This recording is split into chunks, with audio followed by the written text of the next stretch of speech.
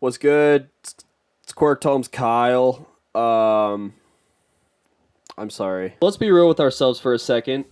The current state of the real estate market is bad. However, I believe that there is a silver lining. On top of that, I think now is actually a great time to buy a house. Now, I know what you're thinking.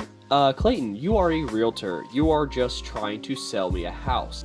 Yes, but not in like I'm a realtor, I gotcha, give me my commission check kind of way. It's more like, the state of current affairs is very concerning to me type of way. So I'm going to be giving you the reason I think that now is actually a really good time to buy a home in comparison to like when rates come down. And on top of that, I'm going to give you 3 ways that you can actually lower that rate. So my name is Clayton. I'm a realtor in Cincinnati, Northern Kentucky, and I aim to make real estate topics just a little bit more accessible to normal people like you and me.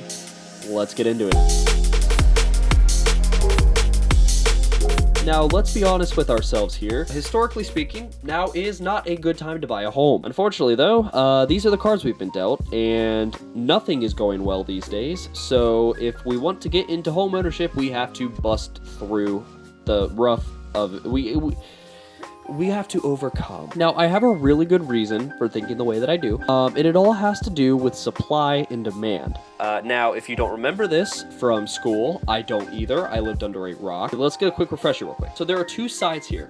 There's supply and there's demand. The supply is how much product you have, and the demand is how many people want that product. Now, if you have a high supply and a low demand, prices are going to be low, because in order to sell the very many wares that this product maker has to the very few people that want it, they're going to have to lower the price, because these people over here, they're not going to want to pay big prices for something that is in plenty supply. Now, let's swap it here. Let's do a low supply and a high demand. Now, this is where the prices will go up. There's 2 ways that the maker of a product can deal with just the sheer amount of people that want to buy their product. They can either A, limit the number of things per person like they did with those Stanley Cups. Well, it looks like a scene from Black Friday shopping about a decade ago. Target shoppers fighting to get their hands on the limited edition Valentine's Day Stanley Cup. Do they do anything special? They light up. What do they do? I mean, right. It's a coffee holder. They look cute. Yeah, or, more likely, they could just raise the price, because somebody will be willing to buy it. Now, this is something in the industry that we refer to as a seller's market and a buyer's market. The buyer's market is where there's so few buyers and so many houses that prices come down just so the sellers can make a deal. Now, on the other hand, in a seller's market, that's a whole different story. Prices go up because there's not a lot of houses for the plenty of people that want to buy a house. Now, of course, this creates a problem, because those sellers, not only are they going to hike the price, they can expect more than what they're listing the house for, because in order just to get an opportunity, just to claw their way up to the top, people are willing to offer more. They're willing to waive inspections. They're willing to cash offer. They're willing to do just about anything to get into a home in a seller's market. And they will do anything to get into a home in a seller's market. And the sellers know this, and that's why prices go up. Now, here in Cincinnati, it's been a pretty solid seller's market, but with interest rates dropping, more buyers are starting to enter the market again. Now, if the interest rates go down much more, you guessed it, a bunch of buyers will enter the market. Now, don't get it twisted. It's not a buyer's market, but it's as close to a buyer's market as we will get for a little while, in my opinion. I think that we will soon be swinging right back into a seller's market, and here's why. Interest rates. Now, these have been at record highs for the last few years, and they kept climbing for the longest time, but in the last few months, we've seen the start of their fall, and according to some sources, they're supposed to fall even more. Now, with upwards of 5.5 people... 5.5 people. With upwards of 5.5 million new buyers entering the market if interest rates were to drop by 1%, that's a lot of buyers. Now, let's do this mental math here. We have a brand new influx of buyers, millions of them, with the same amount of houses on the market. What happens? That means that it becomes a seller's market and prices go up. Now, you can try to negotiate a price, and in some places you can, but you're not going to be able to you're not going to have a lot of wiggle room if everyone else also wants that house. But you can wiggle with your interest rates.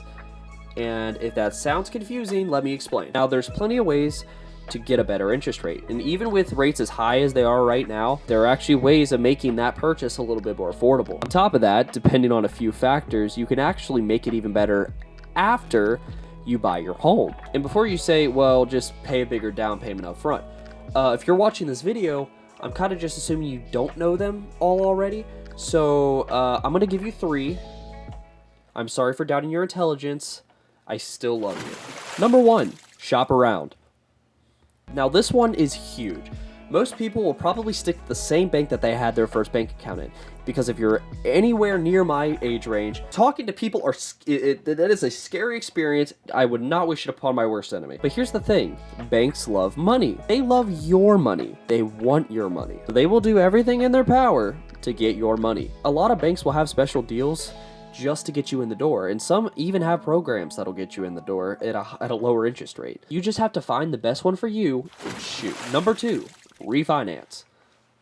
Now, if you've been in the market for a little, you've probably heard this term get thrown around a lot. What is it? Basically, it's where you sit down with your bank after you've bought your house and go over the terms of your agreement and choose if anything needs to change. See if make sure everything's still a good fit for you. You want to know the most common reason this happens and why it's all over the place right now? Because lower interest rates are coming, and the most common reason to refinance is lower interest rates. Now, do keep in mind that most lenders will probably make you wait 6 to 12 months just to refinance, but if rates do go down the way that they're supposed to, it might just be worth it. And think about it this way, you can keep your good price that you'll get now and get a good interest rate on top of that, so you're just going to be living the best of both worlds. And I know what you're thinking, no, it will not be a historically low interest rate. My apologies for not taking advantage of interest rates while they were low instead of being 3 years old. My bad. Now, the last way that I'm going to be going over is buying down your interest rate. This is also known as mortgage points.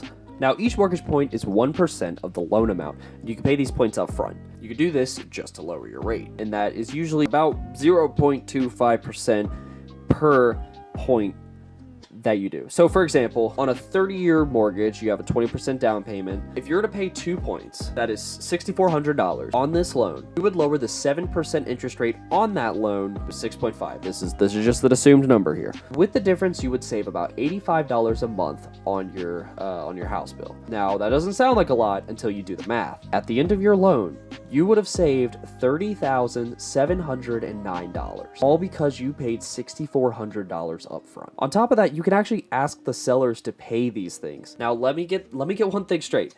I'm not going to guarantee that this will happen. All sellers are different. Another thing, this won't be possible in a seller's market. Once again, as I mentioned, in a seller's market, buyers are going to be clawing, scratching their way to get this deal. And a seller's not going to tolerate paying mortgage points. That is only possible when the pendulum is not swung over in that direction. Another thing you'll want to keep in mind is that, especially if you plan on refinancing, make sure that the numbers make sense. Now, there are calculators where you can actually figure out how much you're going to save. And on top of that, if you do refinance, you're abandoning the rate that you actually spent money to lock in.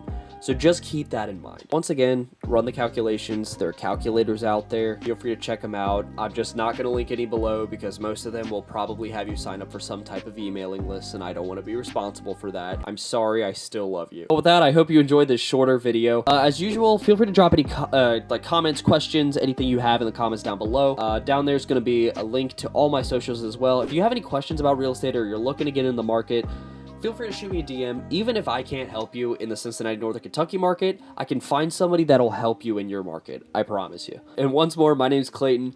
I aim to make real estate topics just a little bit more accessible for normal people like you and me. And until next time, stay quirked up.